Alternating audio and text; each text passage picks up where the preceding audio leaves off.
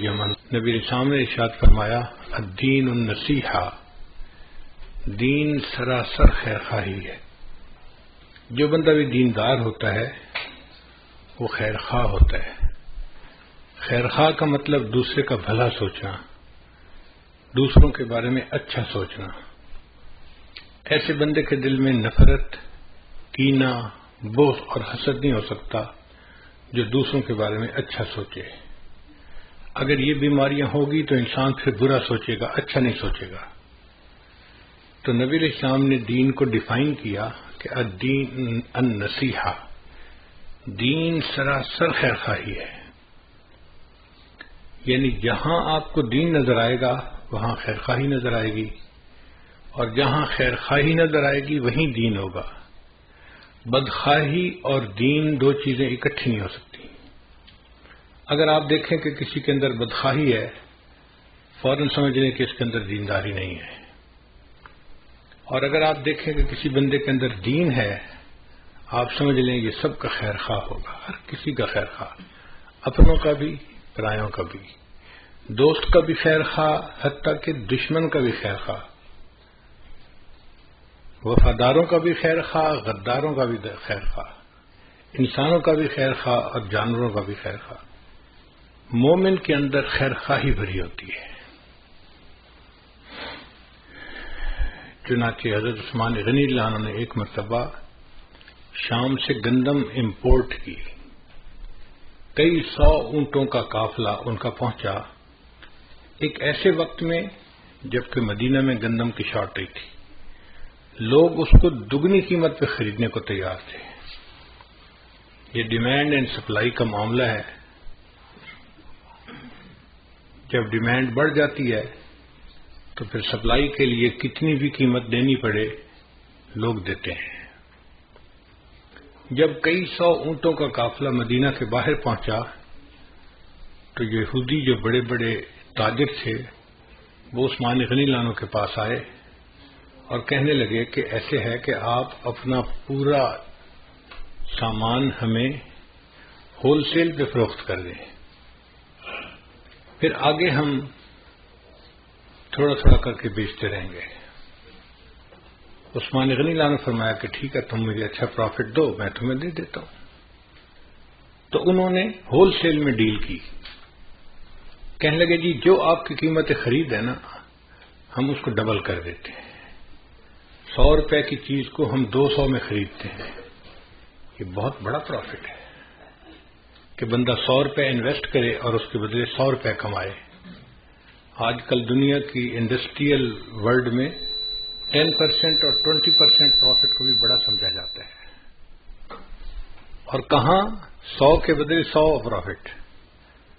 عثمان غنی اللہ نے فرمایا نہیں، پروفٹ تھوڑا ہے، میں نہیں بیچتا۔ کچھ نے کہا کہ اچھا پھر ہم ایسے کرتے ہیں کہ ہم 100 کے بدلے آپ کو 300 دیتے ہیں۔ نہیں، ایک نے کہا اچھا میں 100 کے بدلے آپ کو 400 دیتا ہوں۔ ان کا نہیں، وجہ کیا ہے کہ جی پروفٹ تھوڑا ہے۔ وہ حیران ہو گئے کہ 100 روپے کی چیز کو ہم 4 گنا پرائس پہ خرید رہے ہیں اور ایک ہی دم میں ان کا سارا سامان بک جائے گا، یہ پیسے لے کے گھر بیٹھ جائیں گے آرام سے، پھر ہم جانے اور اس چیز کو آگے تھوڑا تھوڑا بیچنا۔ مگر یہ بندہ مطمئن ہی نہیں ہو رہا۔ تو ایک یہودی نے پوچھا کہ عثمان آخر آپ چاہتے کیا ہو؟ ایک کے بدلے ہم آپ کو 4 گنا دے رہے ہیں۔ ان کا بھائی پروفٹ تھوڑا ہے، بات سچی ہے، مجھے زیادہ چاہیے۔ اچھا میں 5 گنا دے دیتا ہوں۔ نہیں یہ بھی تھوڑا ہے۔ اچھا بھی 6 گنا دے دیتا ہوں، یہ بھی تھوڑا ہے۔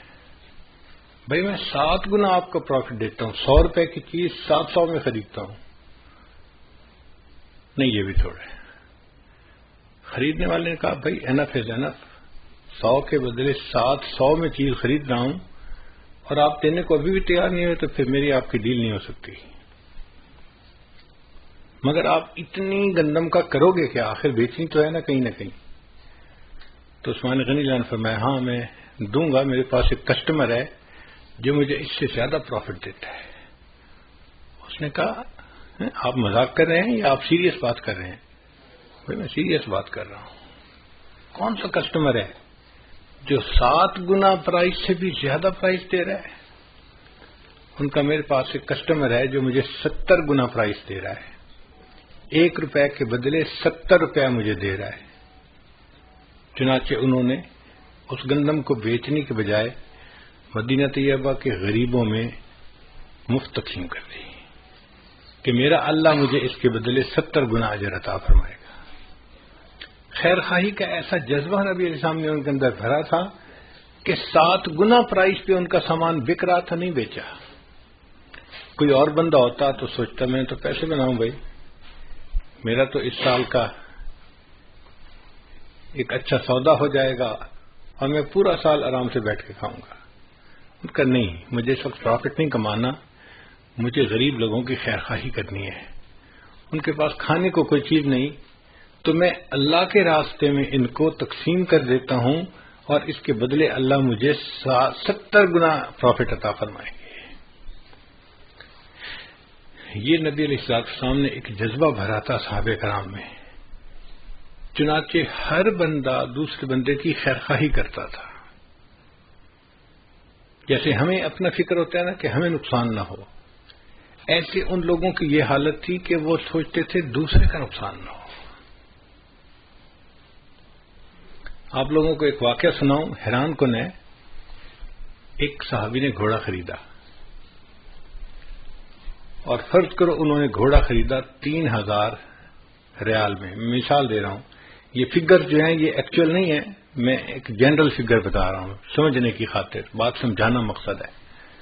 انہوں نے 3000 ریال میں ایک گھوڑا خریدا، لے کے گھر آئے، بھائیوں نے دیکھا، سب نے کہا یار نسل اچھی لگتی ہے، گھوڑا صحت مند ہے، تمہیں بڑی اچھی ڈیل مل گئی ہے۔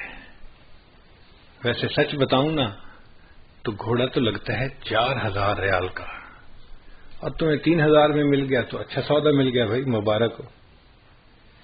اب اس نے سن لیا کہ پرائس 4000 تھی اور دینے والے نے مجھے سستا بیچ دیا، ہم ہوتے تو شکر ادا کرتے کہ اچھی ڈیل ہو گئی۔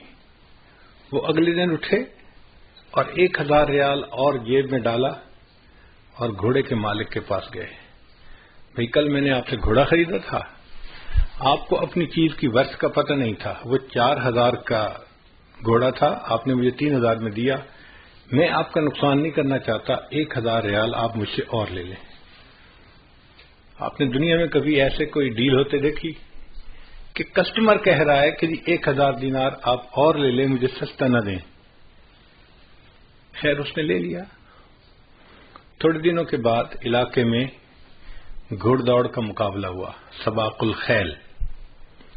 صحابہ کرام کے درمیان یہ مقابلے ہوتے رہتے تھے، الٹنا پلٹنا، پلٹ کر جھپٹنا، لہو گرم رکھنے کا ہے ایک بہانہ۔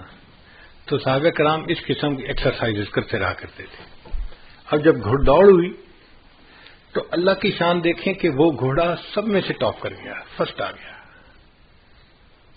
اب جب ونر بن گیا تو ہر بندے نے اس کو بڑے حیران ہو کے دیکھا، لوگ آئے اور مبارکباد دی اور کہا کہ یار تم نے گھوڑا کہاں سے لیا؟ اس نے کہا جی مجھے تو یہ 4000 دینار میں ملا۔ ان کا اچھا، یہ تو بڑی اچھی نسل کا ہے، بڑا تیز بھاگتا ہے، بڑا فٹ گھوڑا ہے، اٹس اے اسٹیل، تمہیں تو بس سستا مل گیا۔ سچی بات بتاؤں کہ یہ گھوڑا تو 6000 ریال میں بھی سستا ہے۔ اب انہوں نے اس کے کمنٹ سن لیے اور اگلے دن 2000 ریال اور جیب میں ڈال کے مالک کے پاس گئے، بھئی آپ کو اپنی چیز کی ورث کا پتہ نہیں تھا، آپ نے 3000 میں بیچی، پھر میرے بھائیوں نے اس کی قیمت 4000 لگائی، لیکن مقابلے سے پتہ چلا، کنفرمیٹری ٹیسٹ یہ تھا کہ گھوڑا بہت اچھا تھا، اس نے ون کیا، اور تھرڈ پارٹی نے کہا کہ یہ تو 6000 دینار میں بھی سستا ہے، تو پلیز آپ 2000 دینار اور لے لیجئے۔ اب بیچنے والا کہہ رہا ہے کہ نہیں میں پہلے ہی 4000 لے چکا 3 کی جگہ، میرے لیے انف ہے۔ وہ کہتے ہیں نہیں میں آپ کا نقصان نہیں کرنا چاہتا، 2000 اور دینار دیے اور 3000 کا گھوڑا انہوں نے 6000 میں خریدا۔ جہاں یہ معاشرہ ہو سوچئے وہاں پر ہر بندہ دوسرے کا کتنا خیر خواہ ہوگا، وہ اس کا نقصان کسی صورت میں کرنا ہی نہیں چاہتا، اس کا بھلا چاہتا ہے، اس کی اچھائی چاہتا ہے. اور یہی عام معاشرہ تھا اس وقت کا.